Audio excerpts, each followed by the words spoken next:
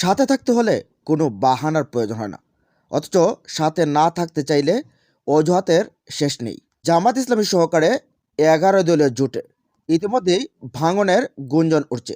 জানা যাচ্ছে জামায়াতকে ত্যাগ করে আলাদা হয়ে যাচ্ছেন চরমোনাই, বলতে গেলে ইসলামী আন্দোলন বাংলাদেশ। আশরাফুল ইসলাম নামের এক ভদ্র ব্যক্তি লেখেন, যখন গতকাল মিটিং হচ্ছিল তার পাশেই তিনি ছিলেন এবং সেই মারফতে জানতে পারেন যে কত ধরনের আবদার চরমোনাই বা ইসলামী আন্দোলনের। আর এই জোট ভাঙার পেছনে একজন ব্যক্তি সবচেয়ে বেশি কলকাঠি নাড়ছেন। তিনি লিখেন, গতকালের রুদ্ধশ্বাস চূড়ান্ত মিটিং 11 দলীয় জোটের যা যা ঘটেছিল পাশে থেকে যার সামান্য বর্ণনা দিতে বাধ্য হচ্ছি। প্রথমত, চরমোনাই এর পীর সাহেবদের আসনে 11 দলীয় জোটের কোনো প্রার্থী থাকবে না। সবাই সেটা মেনে নিল। এমনকি জামায়াত ইসলামীর সহ সেক্রেটারি হলেও তিনিও থাকবেন না। এনসিপির আসন সংখ্যা কমিয়ে আনতে হবে এবং জোটের তৃণমূল এর নিশ্চয়তা দিতে হবে। জোটের জন্য কাজ করবে তারা। বলতে গেলে এনসিপিকে যে 30টি আসন দিয়েছেন সেই 30টি আসন থেকে কমিয়ে তাদেরকে আরও কম দিতে হবে। আর যেখানে ইসলামী আন্দোলনের প্রার্থীরা থাকবে সেখানে জামাত ইসলামীর কর্মীরা কাজ করবে, এটার জন্য লিখিত ডকুমেন্টও দিতে হবে। তারপর আবার আবদার, কয়েকজন স্বতন্ত্র মহিলা প্রার্থীকে 11 দলীয় জোটের সাথে মহিলা কোটায় রাখার সিদ্ধান্ত, তবে সেই সিদ্ধান্ত হবে সুকৌশলী। তারপর আবার চরমোনাই বা ইসলামী আন্দোলনের পীর সাহেবদের চাওয়া ঢাকা 11 আসন, যে আসনটাকে জামায়াত ইসলামী ছাড় দিয়েছে এনসিপির প্রধান নাহিদ ইসলামকে, সেই আসনটাও নাকি চরমোনাই পীরদের লাগবে, সেটা নাকি তাদের ভালো সম্ভাবনা আছে। এবং কুমিল্লা 4 দেবিদ্বার হাসরাত আবদুল্লাহ, যেখানে চোখ বুঝে সেখান থেকে জিতে আসবে হাসরাত আবদুল্লাহ, সেই হাসনাত আবদুল্লাহর আসনটিও নাকি তাদের খুব জনপ্রিয়তা রয়েছে সেখানে। তারা নাকি সেখানে খুব সম্মাননা নয় এবং অনায়াসে জিতে আসবে, সেই আসনটাও তাদেরকে ছেড়ে দিতে হবে। তারপর আরও আছে 25টির মতো আসনের সমঝোতা নিশ্চিত না হয় বা প্রার্থীর জনপ্রিয়তা কার বেশি নিশ্চিত করতে না পারায় ওই আসনগুলোতে 11 দলীয় জোটের সবাই লড়াই করতে পারবে। আচ্ছা, চিন্তা করে দেখেন, 25টির মতো আসনে যদি 11টা দলেরই প্রার্থী থাকে তাহলে সেখানে যে বিএনপি অনায়াসেই জিতবে সেটা যে কোনো হাবাগোবা মানুষও বুঝে যাবে। তবে ওইখানে ইসলামী আন্দোলন বাংলাদেশ বিভিন্ন শর্ত জুড়ে দেয় এবং তাদের আসন সংখ্যাও 70টির মতো দাবি করে। নির্দ্বিধায় সেখানে জামায়াতে ইসলামী তাদেরকে 40টি আসন দেওয়ার কথা বলে, কিন্তু তারা বলছে না, এই 40টি আসনে হবে না, আমাদের প্রার্থিতার চাহিদা রয়েছে, আমাদের সারা দেশে জনপ্রিয়তা এখন তুঙ্গে, কমপক্ষে হলেও আমাদেরকে 70টি আসন দিতে হবে। এই দাবিটি আসছে ইসলামী আন্দোলনের নায়েবে আমির মুফতি ফয়জুল করিমের কাছ থেকে। তো চরমোনাইয়ের বর্তমান পীর সাহেব রেজাউল করিম নিঃসন্দেহে এই জোটটিকে টিকিয়ে রাখার জন্য সর্বোচ্চ চেষ্টা করছেন, কারণ মিটিং শেষে মামুনুল হককে বলছেন কোনোভাবেই জোট ভাঙা যাবে না।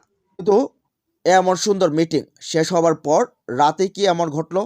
বাসে গিয়ে কথা সুর পাল্টালো চরমোনাই, নাকি গতকালের মিটিং এ নায়েবে আমির ফয়জুল করিম না থাকতে পেরে এমন করছেন?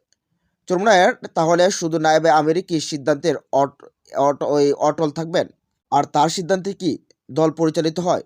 মুদ্রা কথা, চরমোনাইয়ের নায়েবে আমির ডক্টর ফয়জুল করিম মূলত তিনি চাচ্ছেন না এই জোটে থাকতে। ক্লিয়ার কাট কথা, তিনি কোনোভাবেই সেই জোটে এখন থাকতে রাজি নয়। এমন অদ্ভুত সব অজুহাত দাঁড় করেছেন যেগুলো পূরণ করতে গেলে জামাতের নিজস্বতা বলতে কোনো কিছুই আর থাকবে না।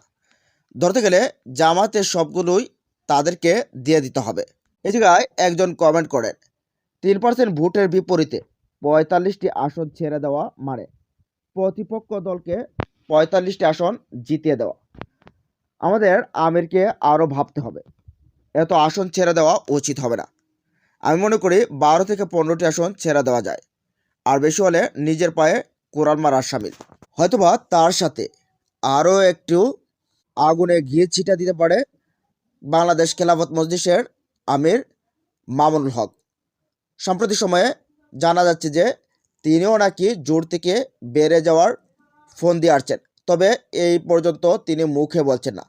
তার অনেকগুলো বিষয়ে আসছে যে অনেকেই বলছেন ইসলামী আন্দোলনের সাথে বাংলাদেশ খেলাফত মজলিসও বের হওয়ার একটা সম্ভাবনা রয়েছে।